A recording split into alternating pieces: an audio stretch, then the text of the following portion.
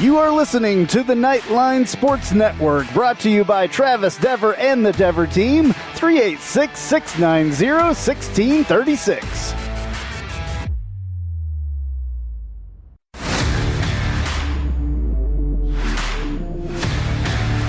Welcome to Knightline at Night on WDBO 107.3 FM and AM 580. Night Nation's only call-in show goes live now.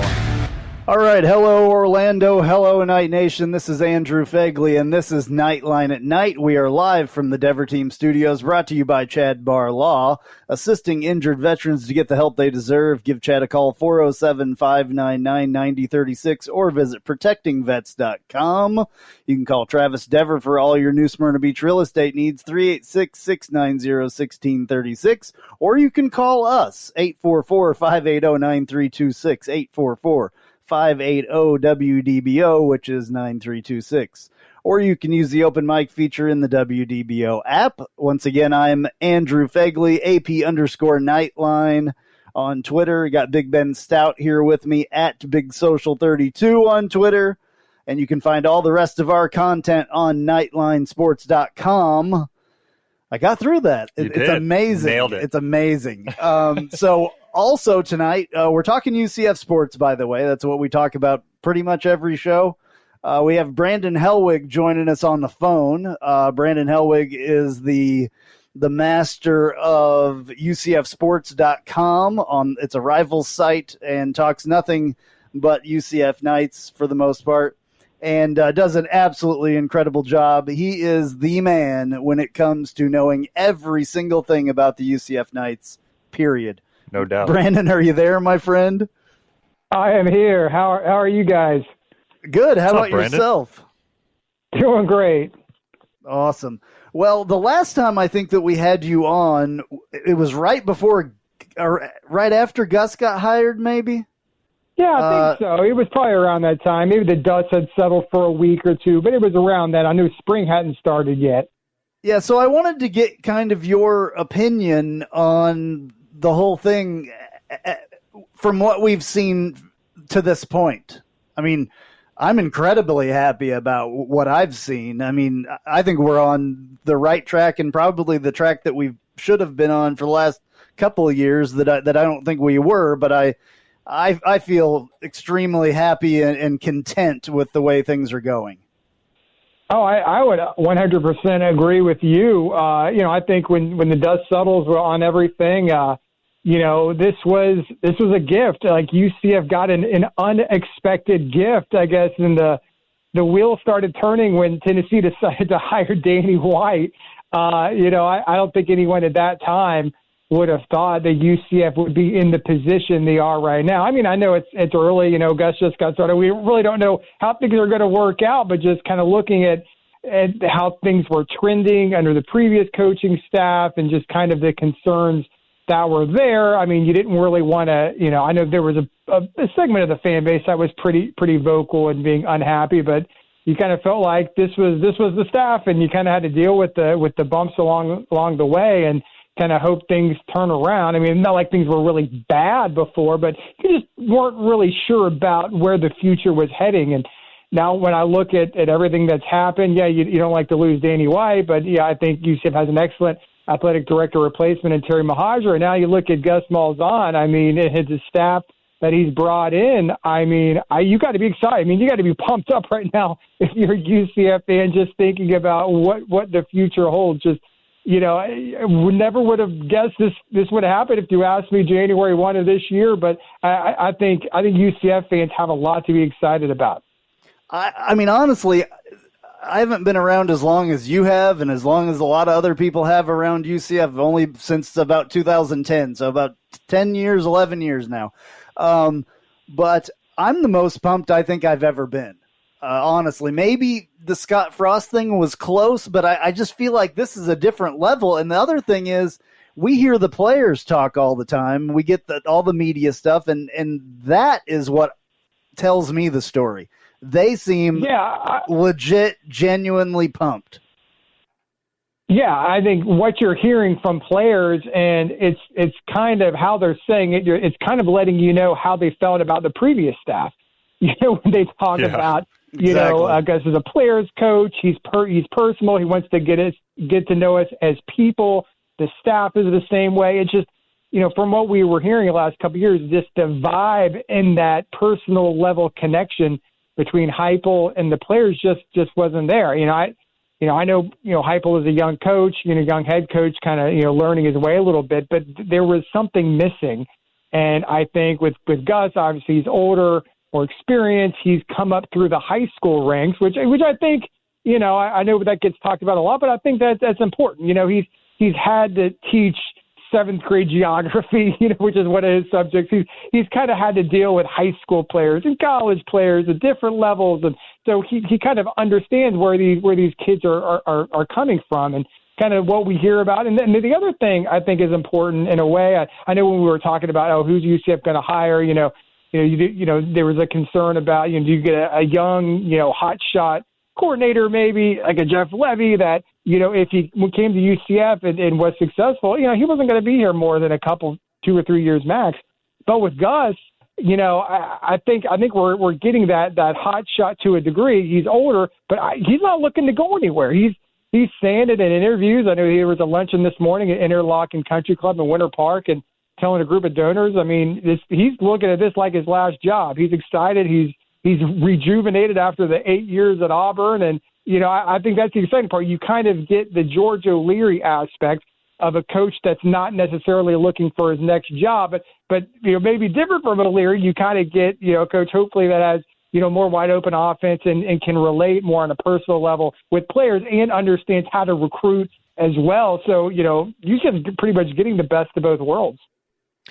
Yeah, I definitely want to have you expand even more on that, Brandon. It feels like Gus has not only brought this program in a short time, or at least during spring football. You could really feel like he brought it to the next level. But his experience and the way that he can connect and his staff can connect with the players, it seems like he's brought a level of maturity and kind of. I don't want to say sophistication necessarily. He's so experienced, but he also has such a good level of connection that I've used that word maturity of the program a lot over the last couple of weeks, because it just seems like our program in a short period of time since he's been here has even grown up, and during that period of time, and doesn't it feel that way to you?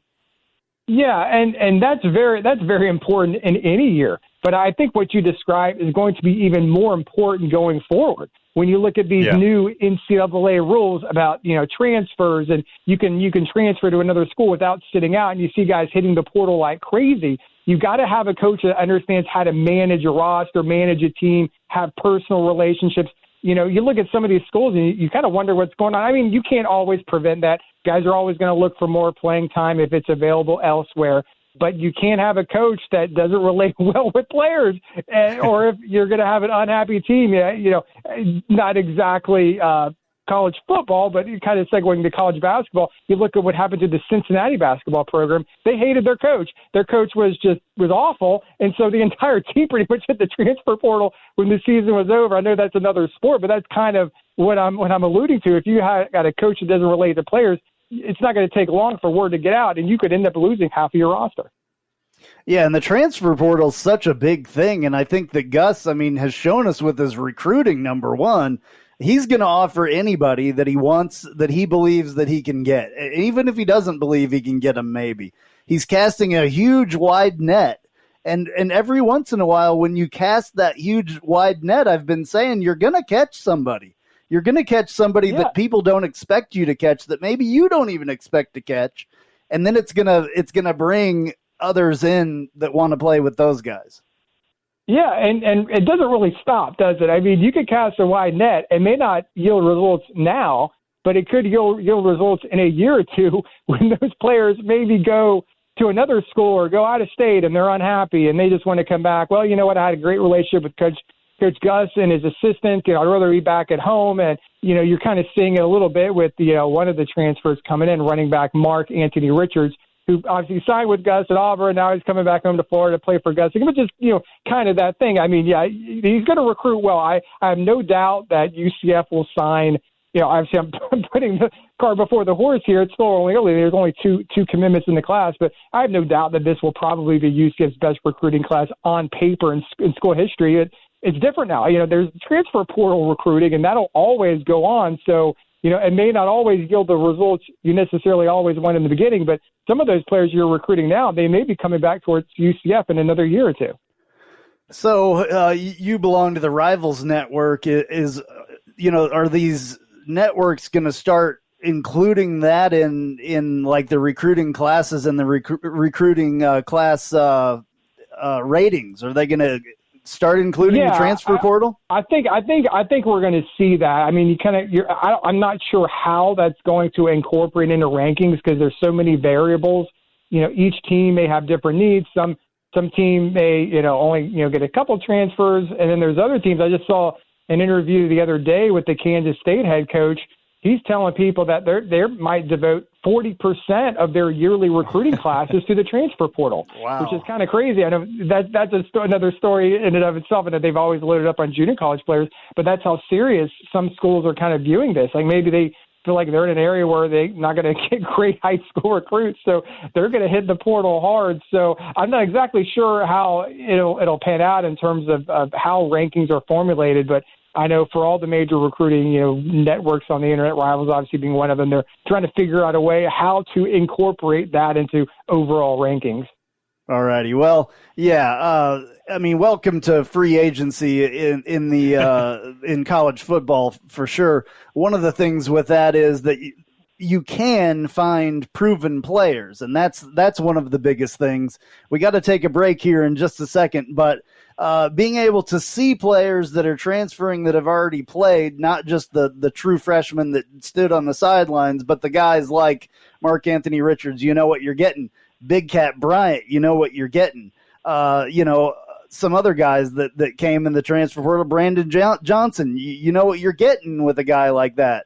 A little bit, R.J. Harvey is another guy that came in the transfer portal, was a quarterback, now is playing running back. I mean, there's so much that you can see, and some guys like McKenzie that transferred out to Florida State as a recruit, originally freshman recruit, he was a 3-star. Going out, he's a 4-star. Right. So proven, stuff has changed.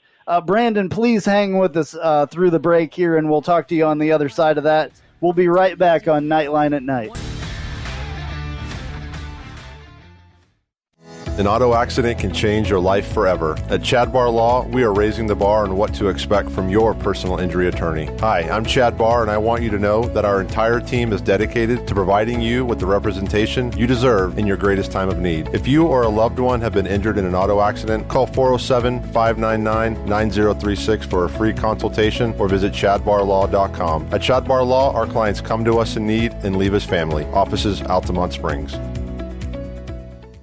Hey, this is Travis Dever, Kai's Real Estate, the Dever team, New Smyrna Beach. Your source for real estate and everything else New Smyrna Beach. Proud sponsor of Knightline. Call me anytime at 386-690-1636. That's 386-690-1636. Let me show you my hometown, New Smyrna Beach, UCF's favorite beach. Go Knights and charge on.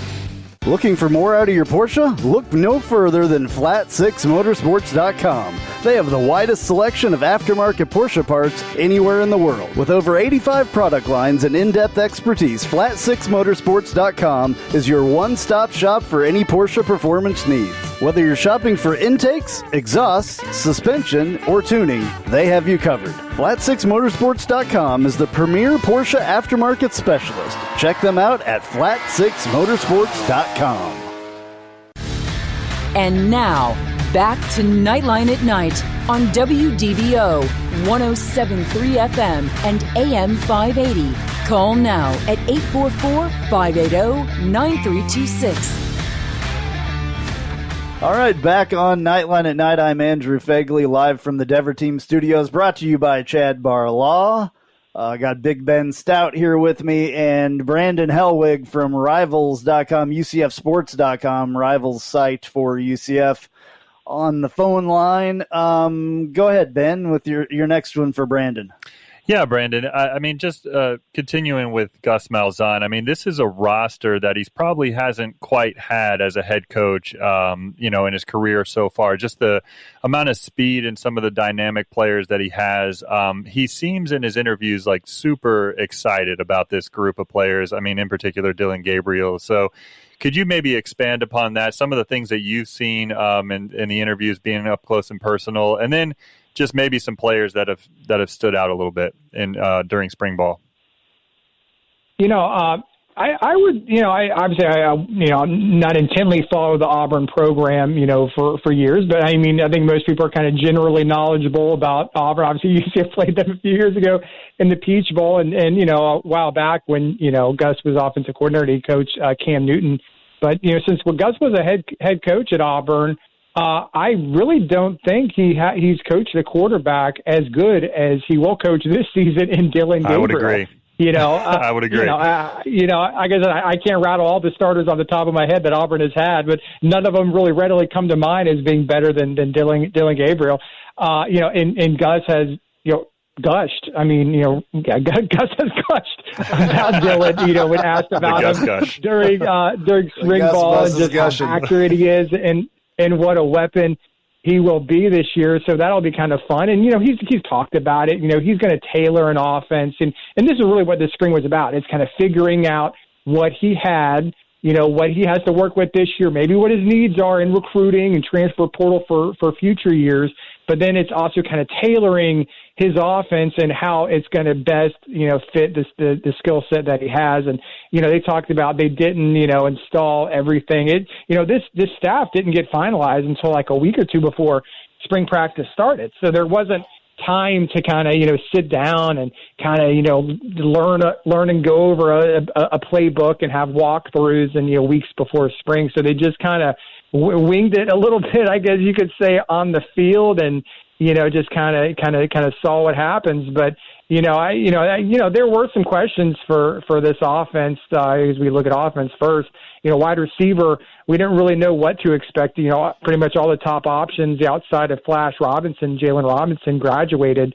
So, they're going to have to rely on some others to step up. Looks like Ryan O'Keefe, who we've seen a little bit here and there. I mean, who can forget that screen pass for, 94 yards or whatever it was last year in that Memphis game. He obviously showed his speed there. He had an excellent spring. Brandon Johnson, who I know you brought up earlier, the grad transfer from Tennessee, he looks good. And, it's great that we can kind of talk about it and kind of know because we had practices that were open. It wasn't just the spring game. We had Saturday practices that we could go and watch, which was something we hadn't seen since the George O'Leary era in terms of, truly open practices and open scrimmages. I think that might have to do with recruiting and a dead period. They wanted to have an open practice to have recruits come, but nevertheless, we got to see what was happening. Running back, that's a big question too, just like wide receiver when you lose guys like Otis Anderson and Greg McCrae, but, RJ Harvey, I think, Ben, you brought him up earlier. I'm not sure if it's Ben or Andrew brought him up, but former Edgewater Eagle, played quarterback, just is learning to play running back. He initially went to Virginia to play quarterback. He might have had, if you wanted to rank, players who maybe, made the most out of their spring, he probably is one or two, on that list. He was playing with the ones, quite a bit, with Bentavious Thompson, who was kind of banged up a little bit here and there, but he basically, made an impression. He's kind of like a bowling ball. He's kind of like a short, stout kind of, running back that UCF really hasn't had a body type like that. So I'm sure he'll be in the mix to play. And there's some other running backs that'll join the team this summer. Then you look at the offensive line. I know there's a lot of experience there, which is always good to have. They're had to learn a new system, a new way of doing things. I know one of the things that I don't know if we brought up on the show before when we talk about some of the weak links of the previous staff. The biggest weak link that we hear about might have been that strength and conditioning program. It wasn't very good. Guys were not lifting heavy. A lot of the linemen complained about it. They didn't understand, what the head guy was doing and was not asking them to do. And so a lot of people felt UCF was weak, literally weak. And so the biggest hire, if you want to talk about maybe the biggest hire Gus made is Chris Dawson, who is the former head strength coach at Kansas State, who is regarded as one of the best strength coaches in the entire nation. And I know last year was tough with COVID, and guys weren't on campus for, the duration of summer, and things were weird with, separating guys and testing all the time. It wasn't ideal. But hopefully hopefully what is becoming, what will be a normal summer in terms of an off-season program, I think there's an anticipation now that you got new leadership in that department that, we'll have a much tougher and more physically stronger team than I think than UCF had fielded the past couple years. All right. Hey, we got to take another break. That was a great answer. It took the entire segment. It was awesome. It's a short segment. Yeah, It's a very short segment. We'll come back and we'll talk a lot more. Long segment coming up here after the break.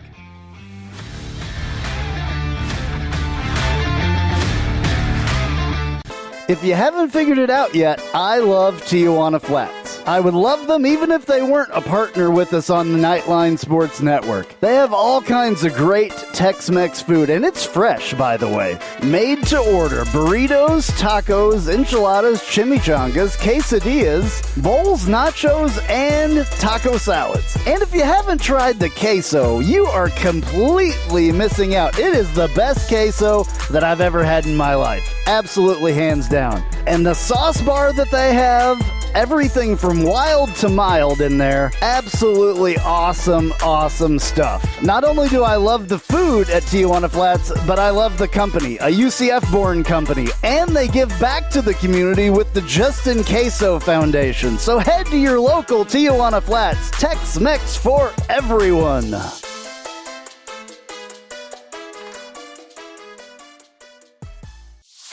Hey Jeep Wrangler owners, have you ever sat in your office at work and watched the rain just pour into your Jeep because the weatherman said that there was a 0 chance of rain? Or you put your doors back on because there was a 100% chance and then not a drop of rain fell? Well, there's a company out there that can help take the worry away and give you the peace of mind to be without your doors. The company's called Life Without Doors. They make waterproof rain curtains and dash covers for Wranglers. Life Without Doors is there to help make the decision to leave the doors at home an easy one. Find out more at lifewithoutdoors.com.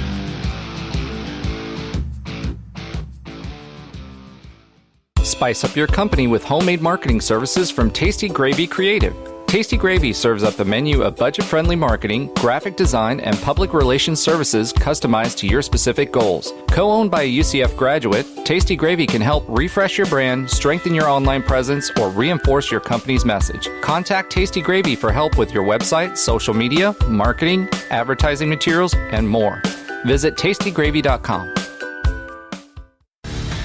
And now, back to Nightline at Night on WDBO 107.3 FM and AM 580. Call now at 844-580-9326.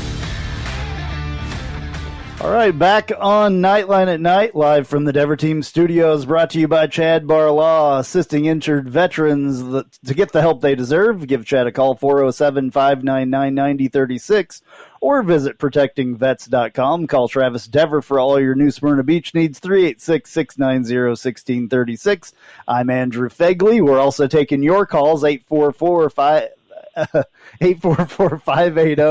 844-580-9326. This is what happens when I try to think of two different things at the same time.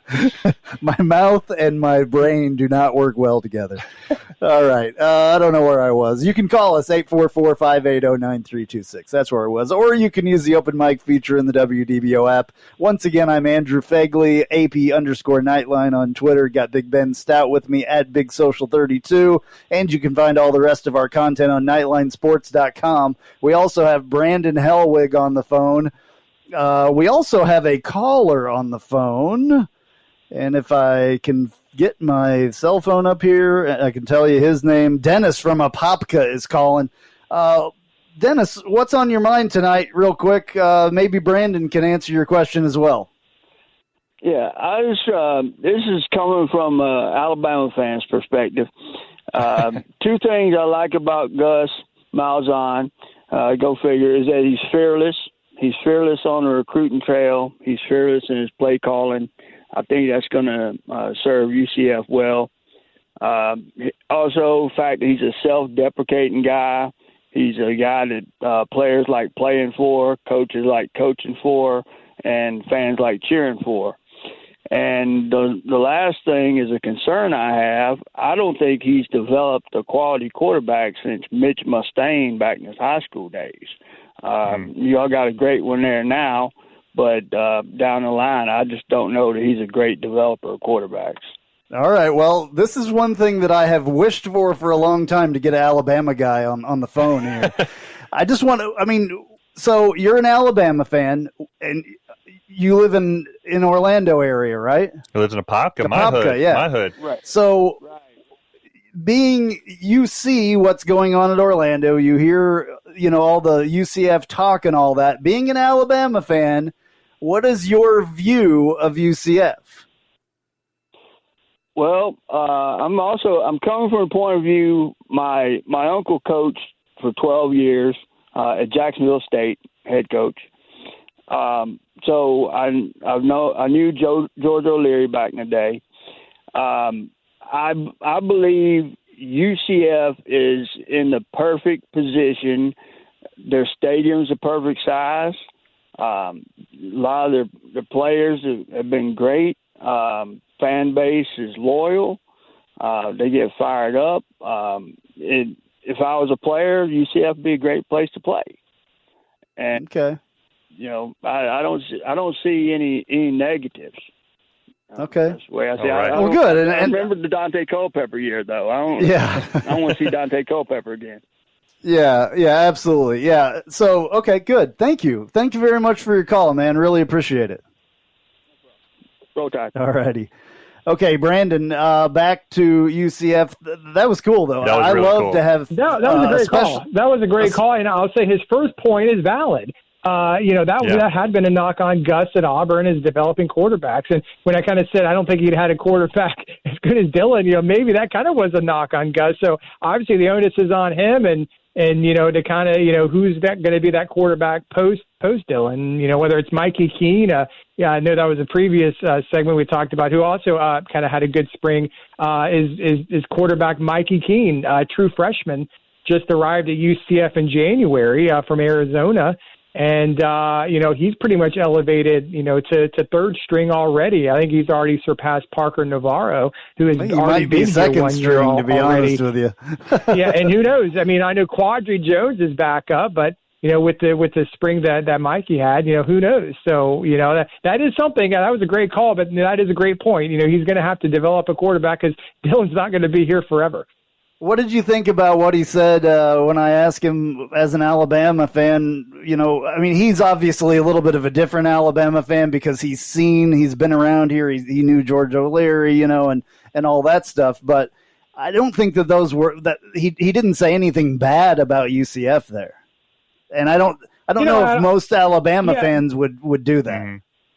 Yeah, I don't know. I think the whole Alabama UCF stuff kind of gets over-exaggerated with a small segment of fans maybe on Twitter. I think your average Alabama fan probably doesn't even think very much about UCF, to be honest. Or care.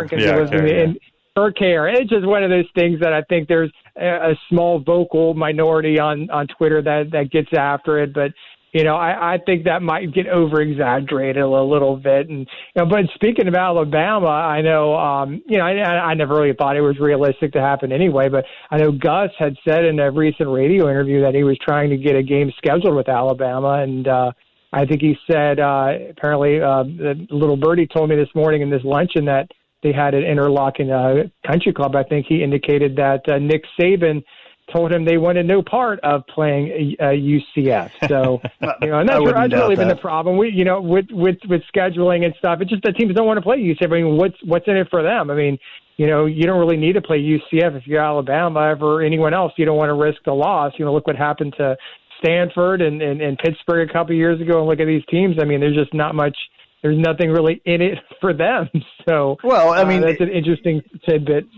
Both teams have a chance of looking bad.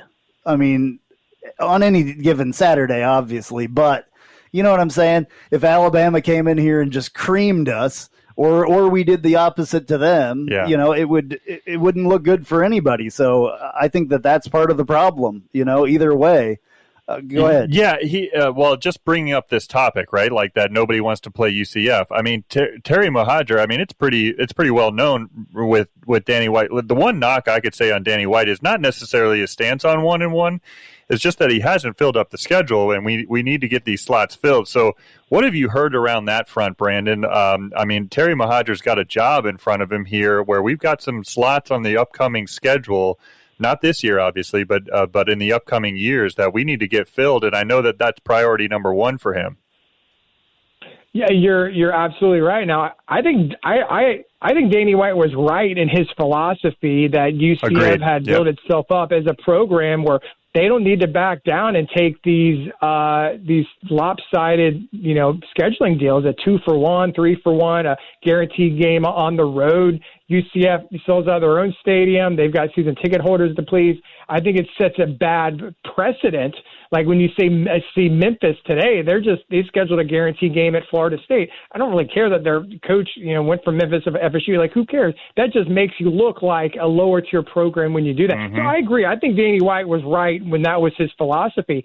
But you're also right when UCF wasn't able to schedule games. And like I said, I think the biggest issue wasn't the 2-for-1 stance or the home-and-home stance and not want to do a 2-for-1. The biggest obstacle was teams don't want to lose. There's nothing in it for them. For years, UCF was able to schedule these middle-tier Power 5 schools, the NC States and these kind of programs, the Boston Colleges but those teams, they see that there's really nothing in it for them. These coaches are – some of these schools, you're always on a semi-hot seat and you don't want to make it more difficult for yourself. You really only want to schedule games that you feel like you're more comfortable in winning. But, as far as any buzz, there really hasn't been. Obviously, Terry Mohadra said in multiple interviews, that's really going to be a big focus for him going forward. We really haven't heard much. I know they need a game next year. I kind of thought they were going to schedule an FCS type opponent for the vacancy. I don't know if that'll be what they do or not, but you're right. I think we're going to have to hear something hopefully this summer with some games filled, but whether it's going to be Sun Belt and Conference USA type schools and a home and home, maybe that's what it's going to be, because when you look at this, I think it's futurefootballschedules.net or whatever that site is that compiles all the scheduling info. There's really not a whole, if you're talking about Power 5, there's not many teams you can play that have vacancies in the next 2 or 3 years. Well, I mean, the FCS is about to, here in the next few weeks, is going to crown a national champion. I'd love to see UCF play that team, whoever that is. I mean, North Dakota State, South Dakota State, whoever, JMU. I mean, I would love to see us play a team like that, because there's good football being played at the FCS level. There's a lot of players that could play at this level that are playing at the FCS level for one reason or another. So I don't have a problem with that. One question I did want to ask you here, Devad Wilson has made the move to safety. That's something that I've been extremely concerned about just because of the loss of Richie Grant. That's a big guy to replace, a very solid player for a number of years. Is Devad Wilson, looking to be in that spot? Yeah, he's pretty much filling Richie Grant's shoes at strong safety. Now, I don't know if anyone can really fill those shoes. He was such a dynamic player for UCF the past 3 seasons, and, looks like he could potentially be, top 100 pick. I know they're predicting, I think, and Mel Kiver's, not to get too off tangent, but possibly 3 nights could go in the top 100 picks next week in the NFL draft. But, that's a big spot, because you look in that secondary. There's not a whole lot of experience there. I know Derek Gaines to the other safety spot. He has played a little bit, but he really didn't start any games till last season. Those corners that'll be starting, they started all last season, but you needed someone to kind of, anchor that spot. He had a really, really good spring, and if you had to pick, outside of Kalia Davis, who had a dominating spring at defensive tackle, which was remarkable because he opted out and didn't even play this past season. He probably had the best spring on defense, but from what I gather, I think Devad Wilson probably had the second best spring and really established himself at that safety spot, which, yeah, like you said, it's going to be important because Richie Grant was such a great player for UCF. Absolutely, yeah. I think Ben had a basketball question that he wanted to talk to you about or something there. go ahead with that real quick. Yeah, we got a couple more minutes, but we obviously since our last show, we've signed 2 basketball signees to the next class, the 21-22 class. That's PJ Edwards, and then most recently Xavier Rhodes, who I don't know if he started playing basketball at the high school level, like in his junior year or something, but he seemed to really kind of come on the scene late and quickly, and he had a couple of really big offers. What can you tell us if you know anything about those 2 guys, PJ Edwards being a shooting guard and Xavier Rhodes being a pretty big-time power forward? Yeah, well, the talk about the first one, PJ Edwards, we've kind of known about him for a little while. He committed to UCF, I believe, in mid-December, which wasn't too far off from that early signing period, but it was too late for him to officially sign. I think he's from the Illinois area, but was going to high school in North Carolina. It's always like that with high school basketball. Guys are really from one area, but then they end up going to some other high school in some other state. I mean, I think half of UCF's rosters like that. But anyway, it was kind of a difficult year for recruiting and getting exposure and, AAU tournaments and, coaches couldn't get out on the road last summer, which is obviously the important summer for guys that were going to be signing that previous year. But, he's a dynamic player that, UCF discovered and offered, last spring and everything. And, but this last player, I'm still kind of trying to figure out his story. Ed Xavier Rhodes from Dallas, Texas. I believe he started playing as a junior, and it's like there's not like a whole lot of information out there on him. He tweeted that he got offers from like Kansas and Texas A&M, like a year ago. But there isn't a whole lot written about him. I can't find highlight videos of him. I mean, obviously he's a real player. I'm the same way, Brandon. And it looks like he had legitimate interest from those schools. But, for a guy to be offered by Kansas and some of these schools, you would have thought you would have been able to find out some more stuff. And I haven't been able to get in touch with the high school coach over there to kind of get his background. So I really don't know a whole lot. I'm kind of curious, because that's a big position with, obviously Colin Smith won't be coming back, and Avery Diggs is obviously moving on. And, you have Jamil Reynolds coming back. You kind of needed some bigger bodies in there for next year. We are also kind of waiting to see if Darius Perry and Brandon Mahan are coming back as well. But, all right, got to take a break here. Sorry to cut you off. Got to take a break. We'll be right back on Knightline at Night. I'm Jeff Allen. Join me each and every week on the Knightline Sports Network for the AAC Report. We bring you in-depth coverage of each school in football, basketball, baseball, softball, soccer, golf, tennis, and more, as well as bring you insider interviews and focus in on the biggest games and news of the week. That's all right here each week on the AAC Report, only on the Knightline Sports Network.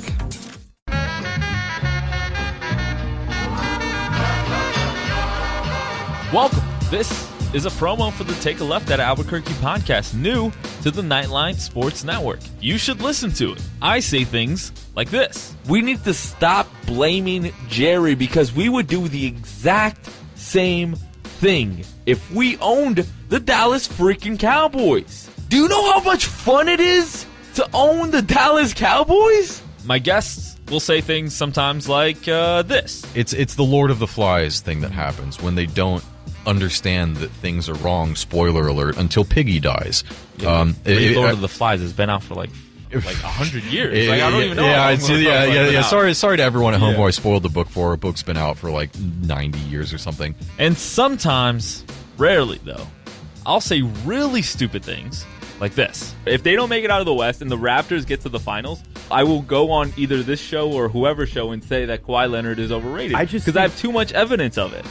New episodes drop every Friday with me and some of my good friends right here on the Knightline Sports Network. And now, back to Knightline at Night on WDBO 107.3 FM and AM 580.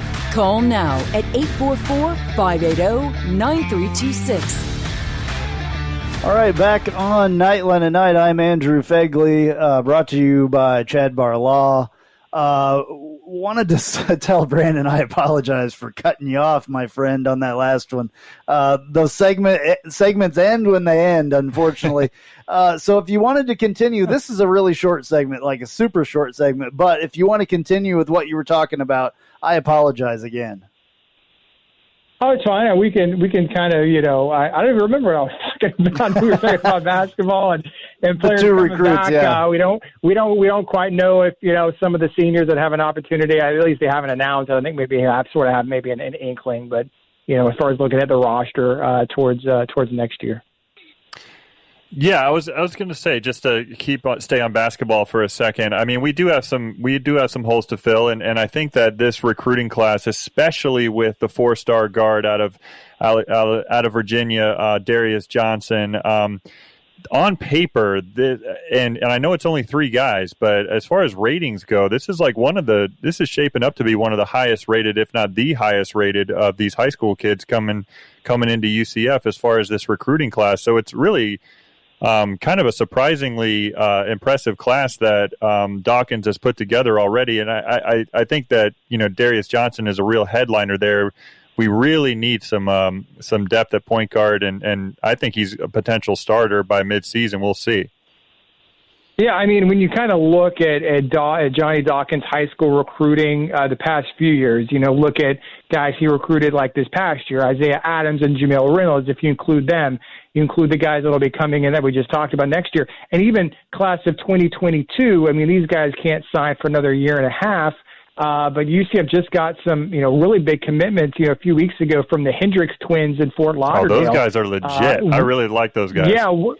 Yeah, one of them is rated 4 stars by Rivals.com. So he's really recruiting well in the high school ranks. Is something that maybe he kind of lagged on when he first got to UCF and was kind of going after some random junior college guys that didn't pan out and other transfers that didn't even play games for UCF. So there was a lot of kind of wasted time in some of the early recruiting efforts, but I think he's finally kind of getting it together at recruiting at the high school level. And I think when you kind of look at, as long as everyone, you got to keep him happy now. You don't want people transferring out, but between the talent that's already here and will be coming in, I think he's building up a good roster for the future. All right, Brandon, thank you so much for joining us. I know it was on short notice and everything else. For the people out there that don't know who you are and what you do in your website and all that, I don't think that there's many of them that are listening that don't understand, but go ahead and do your plug for your website and your coverage. Yeah, well, it's pretty easy. I'm pretty easy to find. UCFsports.com is the name of the website. It's part of the Rivals.com network. There's stories, message boards, community interaction, all that stuff, good stuff. And, on Twitter, I'm active on there as well. Username is UCF Sports.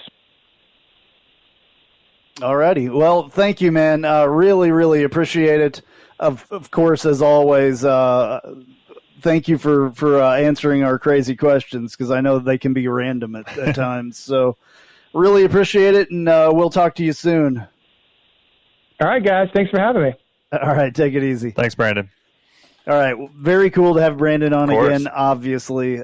There's no one that knows more about UCF sports than Brandon. He is a wealth of knowledge. Been doing this for a very long time, and Rivals UCFsports.com is an incredible website. If you're a UCF fan and you're not on there, I don't understand why. Yes, it costs a little bit of money, but it's well worth the money. You're going to find out stuff well before anybody else does there. And the coverage is second to none. For me to say that as a guy that covers UCF as well, there's second to none. Yeah, absolutely second to none. For sure. He is the insider of insiders. I wouldn't be doing this right now. We wouldn't be doing this if it wasn't for Brandon. Brandon, helped me in the beginning tremendously, and still does. And notice all the press conferences, if you watch the press conferences, whether it be on YouTube or whatever, the taping of it, there's always one guy that always starts off a press conference. The first question, it is Brandon. And that's for a reason. That's for a reason. Yeah, because they know it's always going to be a good question. It's not going to be something dumb. People ask dumb questions. I'm not going to name names, but, sometimes, people just aren't as professional as others, and there's some younger kids and stuff on there. So anyway, it's great to have him on. I appreciate, I think it was Dennis was the guy's name Dennis that called from Apopka. That was awesome. That was awesome. I love it when fans of other teams call. I'd like to talk to people that are not particularly a full-time UCF fan. Maybe they've seen UCF once or twice or something. I'm good with that. Yeah. I would love to talk to those people, even if they're a fan of another team. Yeah, because you get a different perspective. That guy is an Alabama fan. He's seen Gus for a long time. Mm-hmm. So, it makes a lot of sense. So for sure. All righty. Well, this has been Knightline at Night. I really appreciate everyone listening. We will be back next week at the exact same time. I'm Andrew Phegley. And Ben Stout. Go Knights. Charge on.